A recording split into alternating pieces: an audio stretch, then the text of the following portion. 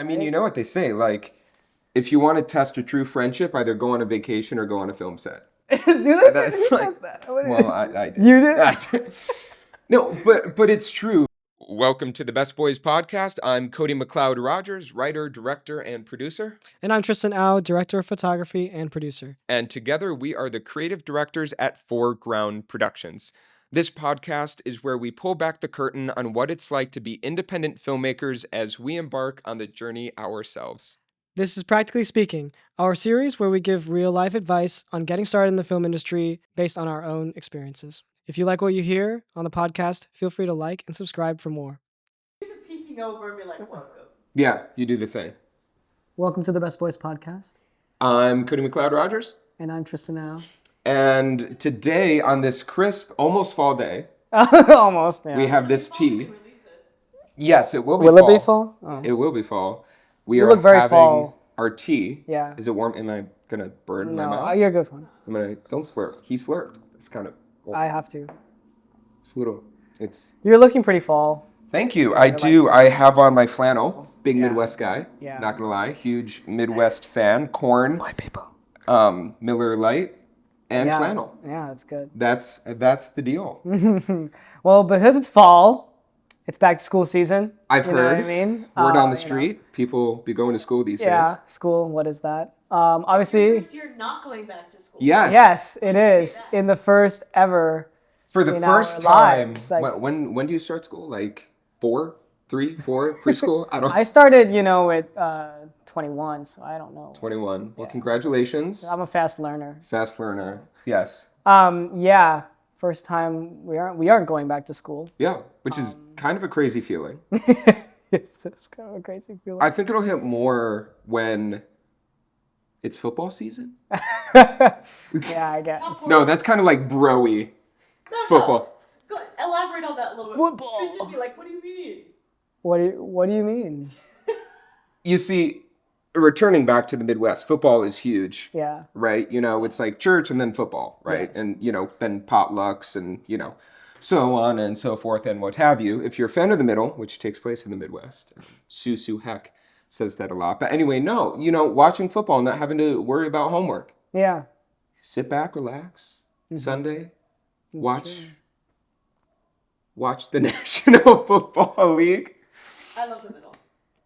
Is that a middle's movie? great. What is the middle? TV show. Oh, okay. I don't. It's a great TV show. Highly recommend to anybody listening. You should totally watch The Middle. Okay. Especially if you're from the Midwest.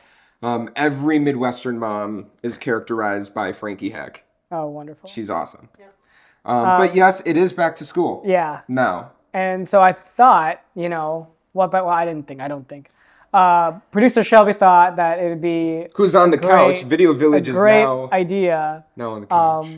to talk about our experience in film school and give you guys some tips of how to make the most of film school. Because film school it's a really big commitment. It's a really big investment. It's a weird commitment. Yeah, and it may not be the path for everybody.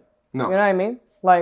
I know plenty of people who didn't go to film school and they have great, successful careers. I mean, so film is one of those things where no matter, it's more about your interest in life and interest in humanity or nature or whatever storytelling you're interested in. It's more about, you should go and you should get an education on whatever you're interested in. Film school is an amazing thing to go to experience, but it, like you said, it really isn't right for everybody. Matter of fact, in film school, honestly, I don't know exactly how you feel, but for me, it's not really about the actual education you receive. It's about your classmates. It's about the connections you make, because those are going to be the peers as you start to launch into the industry. yeah, I think nobody tells you that, filmmaking is a networking game, and we obviously talked a lot about that in past episodes. Being in film school enables you, I think, to create that. I talked about it in a past episode, I think it's episode 2, that horizontal network. Yeah. The people, your peers that you're going to be creating with, that's like such a key connection. Your professors as well, obviously, if they're actually doing cool stuff. Yeah. Lucky. Yeah. Which there is something to be said, right? Like, not every professor you have is going to be some Academy Award winning, whatever, but they're still going to have a lot of value to add to your education, right? Like, we just talked about how film school isn't necessarily about the education you receive, and primarily that's because in this day and age, in 2024, there are so many resources out there for you to do. Filmmaking is more accessible now than ever before. Like Best Boys, this podcast is one of those resources that, we aim to help aspiring filmmakers, whether you're in film school, elect not to go to film school, just graduated film school, whatever. But filmmaking is more accessible now than it's ever been before. Yeah. You can make films with your iPhone. You can go get like a pretty cheap camera. You can do, any of those things. So that's why it's becoming more and more about the network and the connections you make with your peers. Mm-hmm. Yeah. Filmmaking, I think in the past 20, even just 10 years has become so democratized, which I think is such a really important... It's a beautiful thing. It's a really great thing. Even like the past like 5-10 years, technology has advanced in what you need to shoot, what you need to light. And like, I think that's why it's, even more important to sort of make sure that film school doesn't like get in the way of you creating. Yeah. I think like you always have to be creating, and school can sometimes feel like it gets in the way of that. And so what this episode is primarily going to be about is maximizing film school. Yeah. And one of those things is when you're deciding where to go to film school, obviously you have the California schools, USC, UCLA, all, brilliant, brilliant schools. You have NYU, obviously in New York, and, Tisch is right there. And,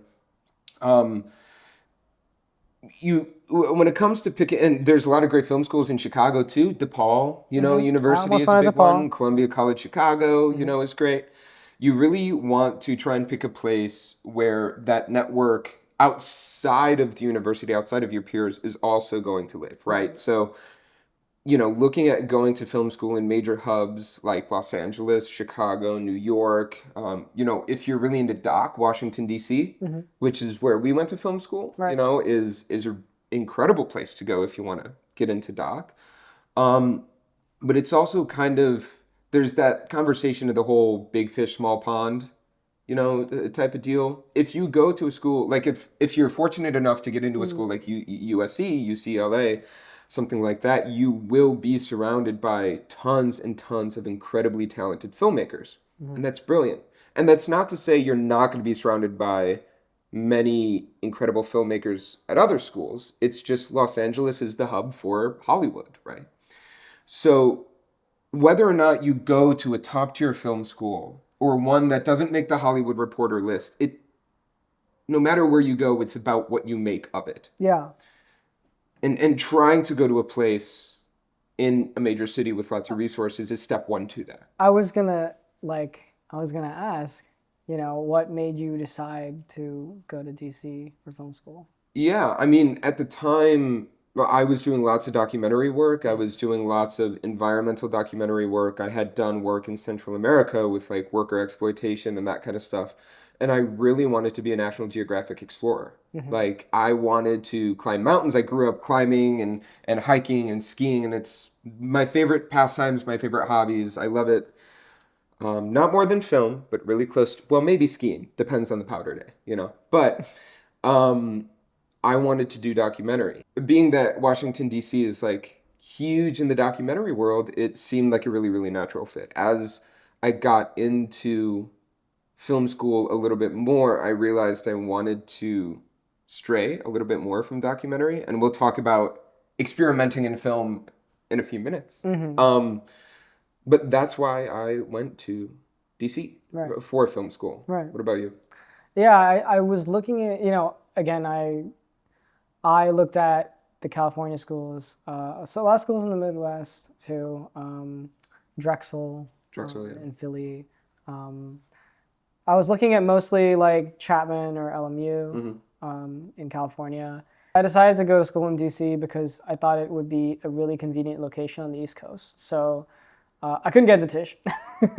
So I was like, I'm kind of close to Tisch. I'm in, on the East Coast, but I also have access to, Boston, Philly, Baltimore, which a lot of people don't know. Baltimore is a pretty big hub as well for filmmaking. A lot of great schools in Baltimore for filmmaking. Stevenson, Towson, Micah, GMU in Virginia. So, there's it's actually a really big filmmaking community in the DMV.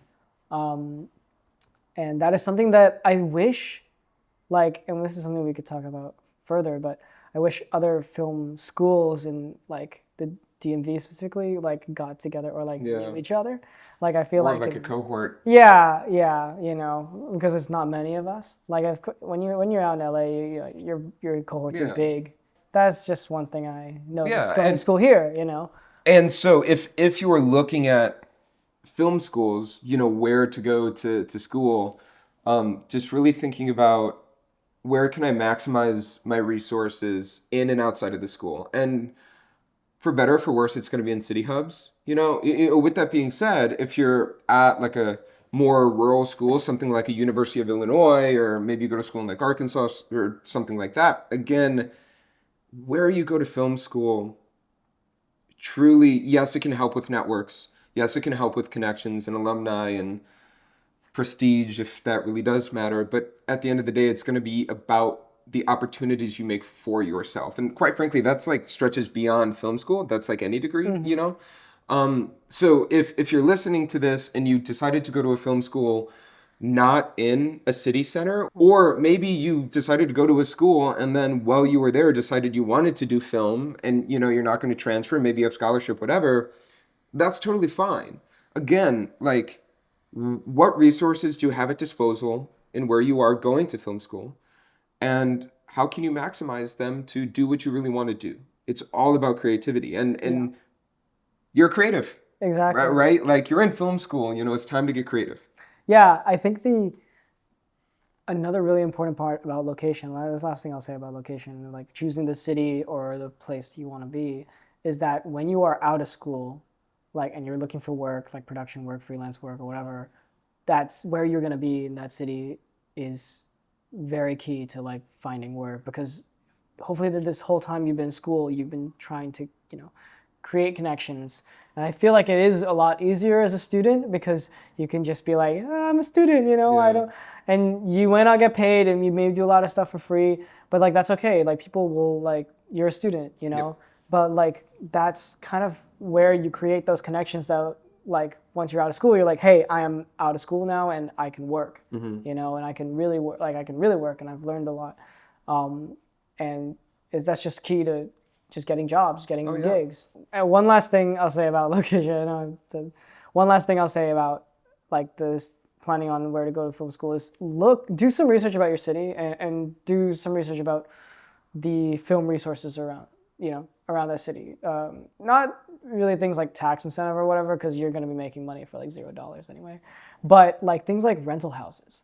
Are there even rental houses near where you're going to go to school? Because if we're pretty lucky here in the DMV, but if you go to a school in the Midwest or in a rural sort of place, and there's no rental house out there, you may have to rely on things that will ship you gear or buy your own gear. Yeah. Which is a whole nother... Which you don't want to do that. Yeah. As a student, it's an investment. You can buy your own gear. It's an investment. Yes, it's definitely an investment. Yeah.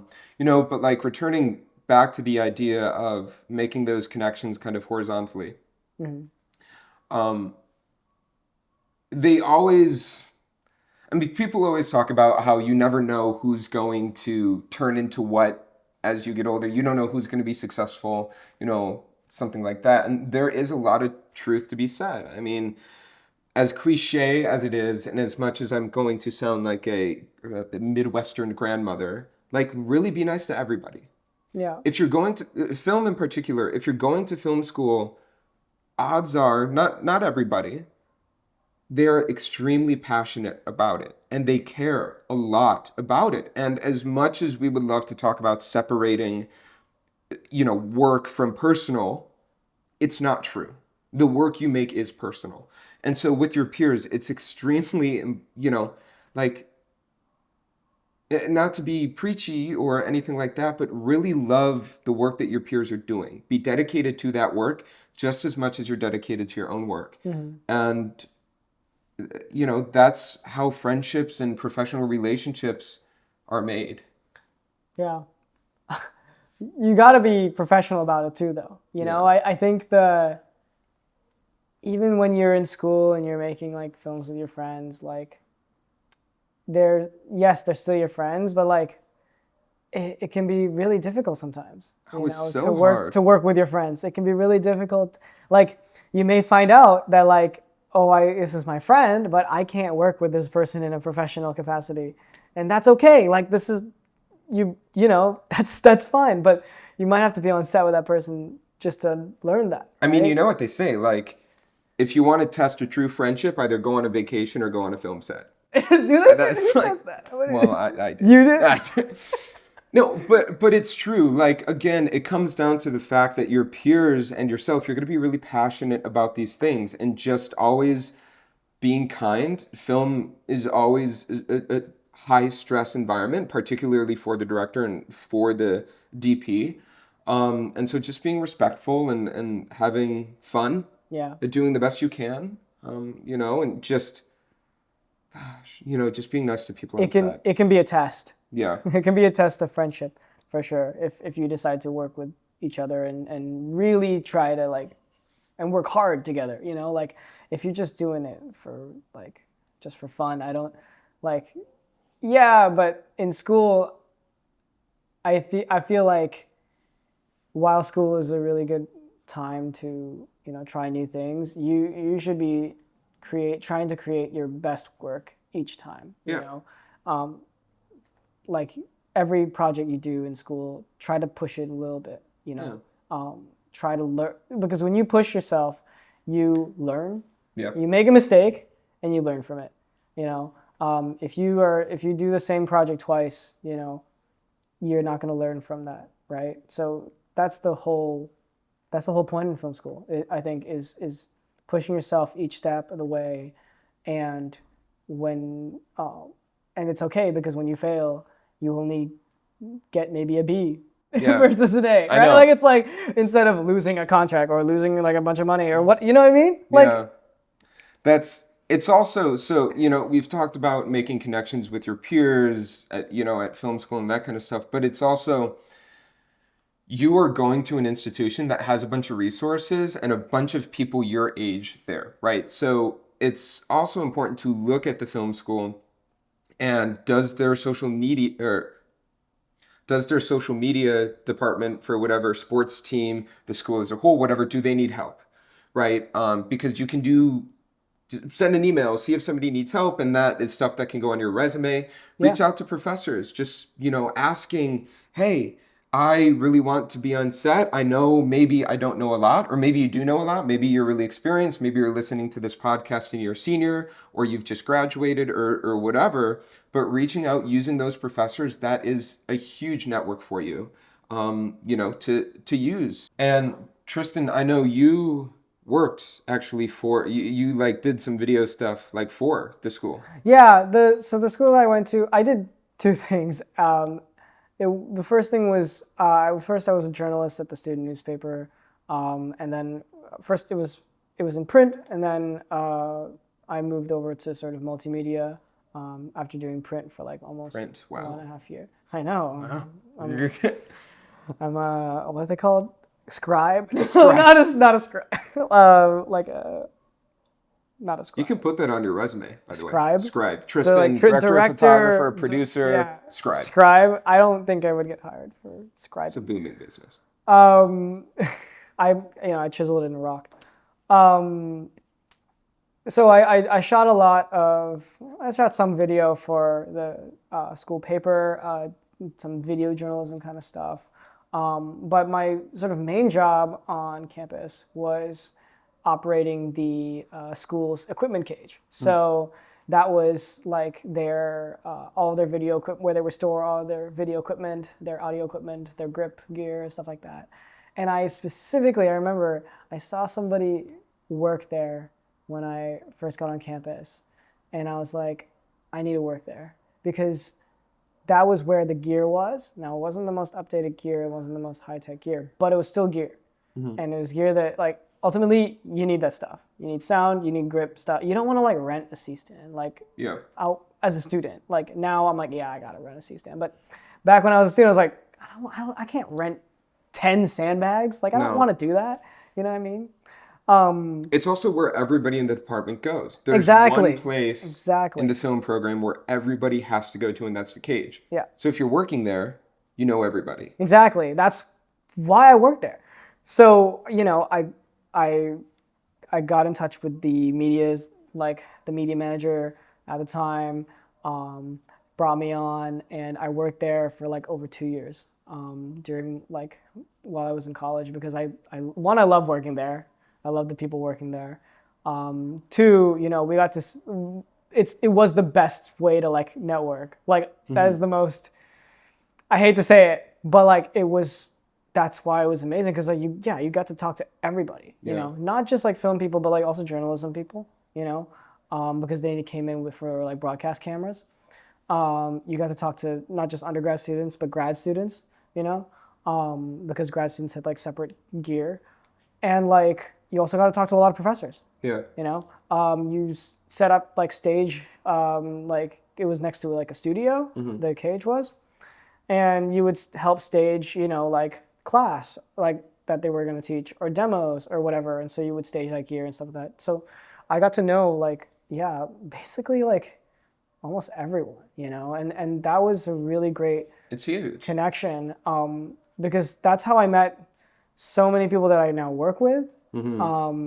Like undergrad, like that's how I met like underclassmen that I wanted to bring on set or like that I like just got to meet, you know, who were excited to be on set. I'm like, oh yeah, I'll bring you on set as a PA or a grip or whatever. That's how I got to meet professors. That's how I met my professor who brought me on that volunteer thing at the school, which led me to my first production gig, right? Which is what we talked about back in episode 1.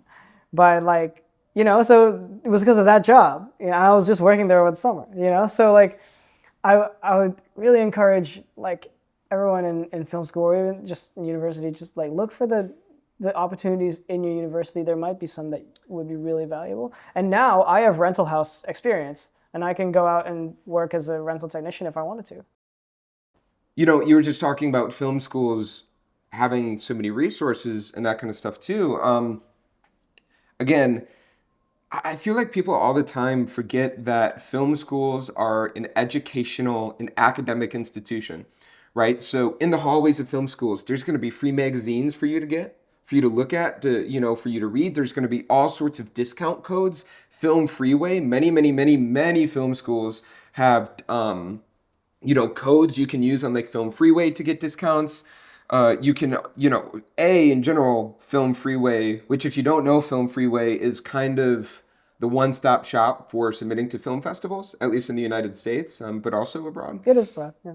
And also Backstage. Many schools have codes to get you free postings on Backstage, which we didn't know until like right before we graduated. I was going to say, I'm a little angry that I found out like it was like April. Yeah. Like before graduating in May. Before graduating in May, and like the professor sent out like, oh, here are free Backstage codes for your castings. Like, who is casting their film right now? Like, oh, it was me actually. That exists. that was actually me. That was you. That was you, the only person. It was for my film. Maybe it's time. You were the only person. But like everybody else, I was just like scratching my head, like, why did we not know about this? Anyway, but yes, that is a really like there are like codes, student discounts.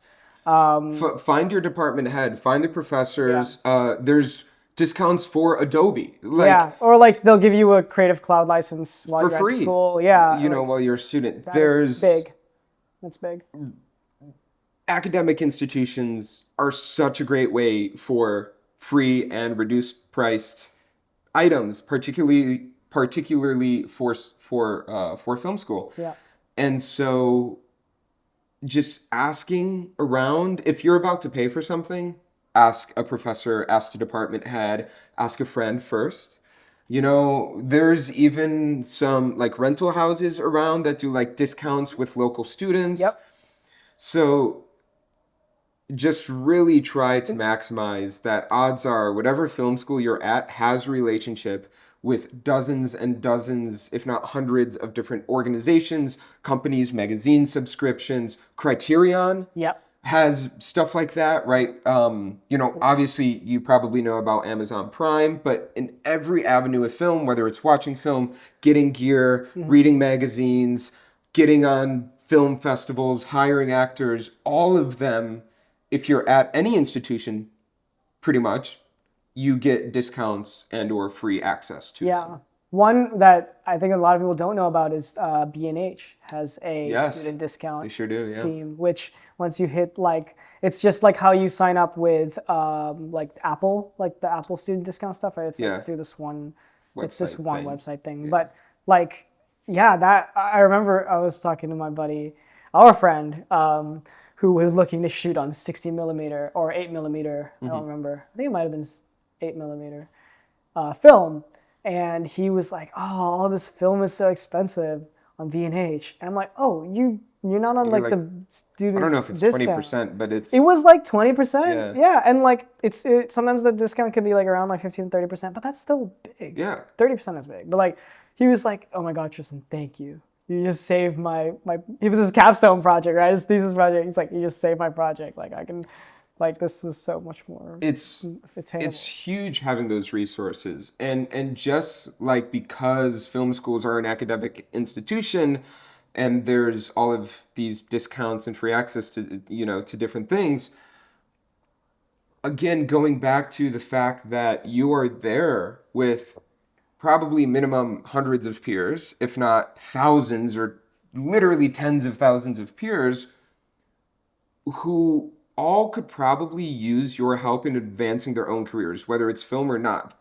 And what I mean by this, for example, if you're a photographer or if you're really getting into photography, whether you want to go into film or not, or maybe you're doing photography to fund film or whatever, go to the business school. Everybody there needs a good professional headshot. You could charge them, 10, 20, 30, however much money, or you do them for free, whatever it is. But everybody, you can find people at film schools or whatever academic institution you are who can use your resources and you can benefit them, right? And you can build your portfolio. And going back to this like mutual horizontal relationship building with your peers, if you benefit them, and they benefit you, that's a great professional relationship. And it's not about using people, right? It's how do you get to where you want to go by helping others along the way? How do you get them where they want to go too? Yeah. One thing I'll say about being a student one. Yeah, only one. Great. You only get one, sorry. Is use it to secure locations. Securing locations can be one of the hardest parts of making not just a film, but like a good looking film. And that's going to be actually a whole nother episode, is going to be how to make a student film look not like a student film. And it starts with locations. Yeah, honestly, because you don't want to be the person filming everything in your dorm room. Okay, please don't do that. Try going out to the dorm room. If it's your only option, it's great. It'll be a beautiful film. But make it about college students that don't. Yeah. Make it relative. Like try to secure stuff. I know people who have secured locations like through their professors, something that I'll tell actually a little story. I want to tell a story. Okay? Story time. For one of my friends' thesis films, we wanted to shoot there was a scene that was an art auction. And I'm like thinking, how are we supposed to get an art auction house kind of location? And they decided, we could probably shoot in like a museum, like a space with a lot of art in it. And we could use one of the paintings as the piece being auctioned off. And I'm like, that's pretty genius. Yeah. So what they did was they contacted the school's art museum, because our school has an art museum, a small one. They got the okay-ish to film there. They just had to work out the times. I'm like, okay, this is pretty good so far. And then they reached out to the artist. They found a piece in the museum that they really liked. 2 pieces actually, by the same artist. And they reached out to the artist, hey, can we use your art pieces in our film? And the artist was like, yeah, sure, whatever. And these are beautiful paintings. And the whole shoot went well. I mean, we did blow the breaker box, but what? Yeah, but you just reset that. It's aside a switch, from that, like it was fun. But yeah, so we ended up, going there and shoot. Yeah, Cody was there on that first day. We ended up going and shooting there twice actually because we wouldn't have enough time. There were 2 big scenes in this art auction. And we didn't have time to get both scenes at the same time because they had only given us like sort of 4 to 5 hour windows, One of them was before they were open, another was like after they closed. So it was in these weird different times and we had to like segment the shoot. It's a big shoot too. I mean, we had Dana Dolly set up. We had at one point over 20 extras in this space. But everything went great. It looks beautiful, and I'm just so happy that we could have shot in that space because that really elevated the film to something that feels like a student film. Yeah, that feels really beautiful and it was really hard to light that. It was the largest space I'd ever had to light before as a DP. It was huge. But and it was a challenge for sure, and that's what I was saying earlier, how to push yourself as well, and that kind of opportunity. Filming in that space, that museum, happened because of being a film student. Yes, and being a student there. I don't think we would have been able to do that if we were coming in from outside with $0. You know what I mean? We got to shoot there for free. You know what I mean? That is amazing. No, so that's the kind of opportunity I'm talking about. Trying to walk that line of being a film student and being professional. What you say in the email to be like, hey, I'm a film student, so I don't have a lot of money. Can you please help me do this? But still being like, I know I'm a student, but I'm going to be professional and respectful, and it's going to be a good product. And walking that line, trying to figure out what exactly, what words to say, it can be really difficult. But if done correctly, I know it's gotten the 2 of us free locations. It's gotten me out of film permits. It's gotten me access to, I filmed on the main street in Old Town Alexandria, with the pretty substantial film crew for free. Yeah. It's gotten me a ton of things, actors, all sorts of people. And we talk about this more in another podcast. So if you're interested in trying to figure out how to walk that line professionally of being a film student, but being professional where people trust you, check that podcast out. But the final main point of this discussion of film school, they say that college is all about experimentation. And what better place than film school? Yeah, you're talking about, just filming. Only filming. Okay. Absolutely no experimentation outside of filming at all. Sure. Just filmmaking. Okay, yeah, I believe you. Yeah, no experimentation. Okay. Huge, not into experimental science, nothing. Okay. No. That's a joke. Please let the audience know I love science. Huge science guy. We're big anti-science. But yeah, we hate technology, obviously. Yes. With our new, we're actually shooting on a potato camera. Potatoes. Yeah, it's a red one. It's a.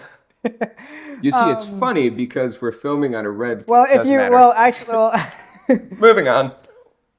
If you're on YouTube and you're watching this, I want to know which camera looks better, like my camera or Cody's camera. I want you to comment in the below. Which do you think looks better? Who's is whose? Well, this. No. That's the thing. The camera looking at me or the camera looking at Cody. Which one looks better? If you're watching this, if you're listening to it, it's going to be Cody's camera. If you're listening to it, go and watch it on YouTube, for God's sake. Yeah. But experimenting with film in college. Yeah. It's huge. All jokes aside, right? College is the time. It's huge. All jokes aside, college is the time to experiment. Both personally, whatever, but also legitimately with your film. Yeah. Try to figure out what kind of storyteller you want to be. challenge yourself, dare yourself to do something you thought you would never do. I mean, the first film I made was about a priest dealing with drug addiction. Oh, that's such a fun film. Which I is think we're like gonna. bizarre. Like I would have never thought that was my first thing to do, and it's quite frankly nothing like anything I do now. But I was, as the kids say, I was trying something. Yeah, I was the church DP for that CDP. for that film, the CDP. Yeah. Because we did get to that. Another thing with location, that's how you secured that location. Yeah. I said, hey, I'm a student at the school across the street. We got to shoot in this beautiful. I think it was a Presbyterian church. Yeah. But anyway. But like, yeah, like the first film I did or the first big film I did as a writer director in film school was set in like a fancy restaurant. Mm-hmm. There was no way I was getting that like restaurant like location as a student, but I still tried. I still tried something new and sort of bold, and I didn't really know exactly if it was going to work out or not, but it did, you know. Really think about, you know, why are you doing this in the first place? What kind of filmmaker do you want to be? What kind of storyteller do you want to be? You know, don't spend all of college just making one type of story. Don't spend all of college, all of film school being only a director or only a writer. Really branch out. Try to, if you're not into experimental film, I'm not really into experimental film. Gives me headaches sometimes. But like, give it a try. Give it a shot. Try something. Be a part of something, even if you're not the main creator, to really expand your knowledge of film. And if you're lucky enough, you probably have some curriculum in your film school where, you know, you have international cinema, or you're doing a historical study of cinema, trying to experience different types. But whatever you think you want to do, that's great. Do it. But just try other stuff. I was gonna say that I think that translates also to being on set. Like when you're in school, that's the perfect time to literally try every role. I will say, like, yes, I'm a guy in camera. You know, I love the camera department. I would not want to do anything else except for like lighting or rigging or whatever. But I would encourage everybody to try, you know, being an assistant director, try doing sound, try lighting or, you know, grip, even if you're a writer. Like, just so that you, again, appreciate everything that goes into, you know, making a film. So I'm going to show the camera this. I did sound once. This image is copyrighted. I guess. There's me doing sound. You can also put it in the video, like in post. I kind of like that shot. Oh, look at that autofocus, though. I know, that's really nice, right? So, just to prove that, like, I've done it before. I've done sound before. I've tried every like role in film school. I AD'd for a short film, my friend's short film. I really liked it. For the sound, I was forced to do it. But when I was like holding the boom and like listening, I was like, it's kind of fun. Like I didn't expect that, you know what I mean? And you don't have to be good at it. I mean, sure, you don't want to like totally destroy your friend's project, like ideally, but it's just trying it because you gain such a great respect for the different sound is hard. Sound sucks. ADing is hard. Yes. Like there are jobs that not everybody likes, but that's okay because it's not meant for everybody. But you don't know that unless you've done it. And once you get outside of film school, you're not going to be hired as an AD if you've literally never done it before. Same with sound. So it is truly your time to do as many things as possible. If you love directing, I love directing, you know, that's awesome. But like, set that aside.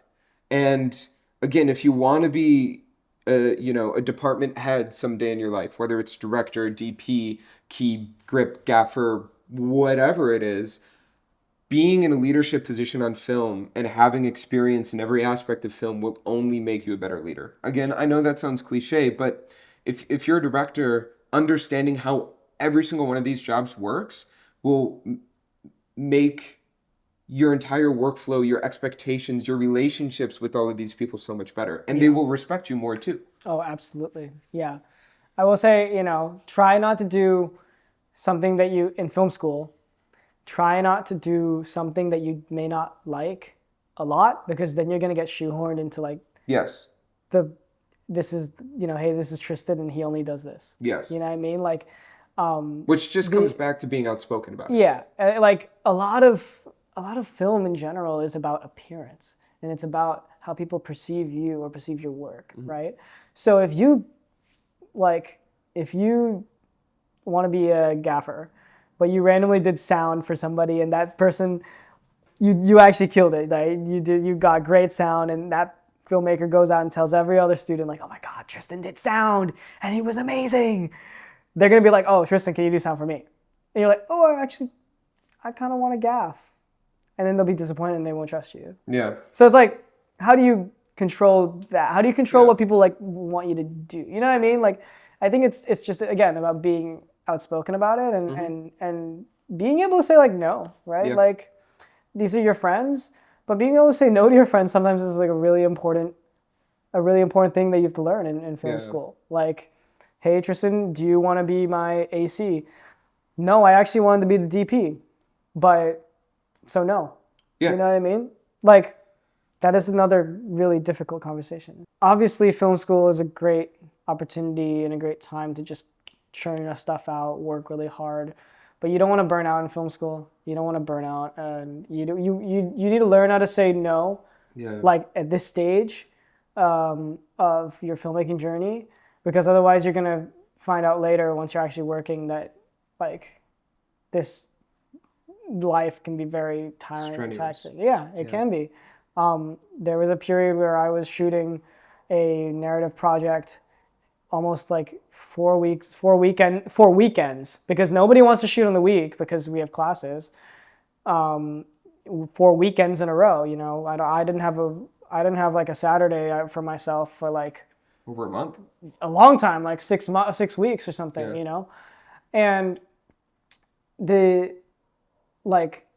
you also want to have like a life outside of filmmaking, film school in general, and learning how to say no is a really important part of that. So. And this goes back to, I think we talked about this maybe in another episode. Film school it's not like STEM. Obviously, you're not doing math every day. You're not writing essays every day. You're not studying international relations policies. But it is extremely exhausting. You may not be spending a lot of time on homework, but you're going to be spending probably more time than anybody else at that institution working on your projects, on your films. And everything you do is going to be so incredibly personal to you, right? Like, and those creative muscles just keep going and going and going, and it's exhausting. Yeah. Yes. If I had to find a statistic, probably more people get A's in film than in calculus, right? So it's pretty easy to get an A in film. Like there is something to be said about the ease of achieving a high GPA in film. That doesn't mean the degree is easy. No. It's extremely exhausting. It's extremely personal. It's extremely emotional. And the work never stops, especially if you care about it. You will always, always be thinking about the next project. As we kind of wrap up this episode on that note, we really want to give you some hard takeaways from this episode that can really help advance your career. Yeah. And the first one being having a portfolio and having the link to that portfolio, a digital portfolio on your resume, right? And try to get one made as early as possible. Freshman year, it doesn't need to be great work. You're not making millions of dollars as a career professional. It should be the best work you have, but put your best work onto a portfolio. Wix, Squarespace, I think many of them also have student discounts. So like going back to that and getting that up there, it doesn't even need to have a custom domain. We talk about professionalism again in a later episode where we get more into that.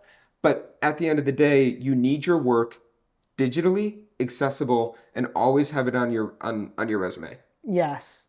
Having the ability to pull up all of your work that you are proud of with like in like a URL like that, like a website, is so powerful as a student. If you are networking with somebody and you say you're a film student and you pull out like a link that they can go to and physically see your stuff versus having to like email them later a resume or whatever, right? Unless you have your resume immediately available on your file app or in your phone or whatever. That really impresses people. Like, hey, do you have work I can see? Yeah, right here. Yep. And it should just be the work that you have in the moment. It doesn't have to be amazing. It doesn't have to be like groundbreaking. But like even stuff that you made for class that you're really proud of, put that stuff on your website. And it's still work. It doesn't have to be visuals. If you do audio, get recordings, sound design, whatever you've done on a portfolio. If you're a writer, watermark it. Make sure it's copywritten with the WGA. We talk about all of the logistics kind of behind doing that in another episode again, but whatever it is, just get it accessible, And another, I would say the second really big thing that no matter whether you're applying for an internship or you're talking to a professor, you get invited on a podcast for the student newspaper, whatever it is, somebody's probably going to ask you, why are you doing this? And having an intelligent answer to that is really important. Yes. Because it makes you search for like yourself. Yes. As a student, and again, it can be very difficult to be treated seriously. Mm-hmm. I'm being so frank. As a student, as a young filmmaker in general, you are competing with people who have been working in this industry for 20, 30 years. Yeah. It can be really difficult to be treated seriously. So the best thing you can do is take those steps in being the most professional you can be at that moment in your stage of your career. Yes, you may only have stuff from like your classes, little animation, stuff from Photoshop or whatever, from your digital like Photoshop class, but it's still work and you should treat it, and you should be proud of it, and you should treat it like work, right? Like, and you shouldn't be afraid to show people, like, like you still, I think that separates, when I talk to somebody like who is younger or still in film school or whatever, that's really what separates me is the mentality and the feeling like, okay, this person may not have the experience, but they care about this, and they are treating me really professionally, and I will reciprocate that. So I hope you guys were listening really closely, because there will be a quiz at the... A quiz for film school. I'm just kidding. That's serious. Absolutely not. That's awful. But thank you for listening to this special back to school edition of the Best Boys podcast. I hope these tips, if you're in film school and you're listening, I hope that these kind of resonate with you, because these are, being so frank, these are tips and things that I would have loved to listen to and take in before I went to film school. As like a young professional, I wish I had some kind of resource or something, or I just even like looked and researched more, or just heard from other young people about what it's like to be a filmmaker, to go to film school, to try and learn, like to try and navigate this crazy world of like being a filmmaker in general, So I really hope these sort of things that we talked about today really resonate with you, that they provided some insight, and I want to let you know it's going to be okay. Like, the journey is there, and it's going to be good. And so, whether or not you are in high school, in middle school, listening to this, whether or not you decided to go to film school, if you're in film school, if you just graduated, if you want to switch into a film program, if you are just listening to this as somebody who wants to do film, at the end of the day, like, be passionate about what you do, be honest about your work, and like Tristan said, it's gonna be cool. It's gonna be aight. It's gonna be chill. You're gonna do fine. And so you're gonna do great work. Thank you very much for listening to this episode of the Best Boys Podcast. I wasn't kidding on the quiz, by the way. I'm going to send you if you email me at... We'll send a bit.ly link. A bit.ly link. Yeah, if you DM the Best Boys Instagram, I will give you a question and you can answer it. It could be a pop quiz. It'll be very short. But yeah, thank you so much for listening. I hope you enjoyed today's episode of the Best Boys Podcast, and we will catch you next time. All right. Should we go make a movie? I guess we should go make a movie. Kind of time.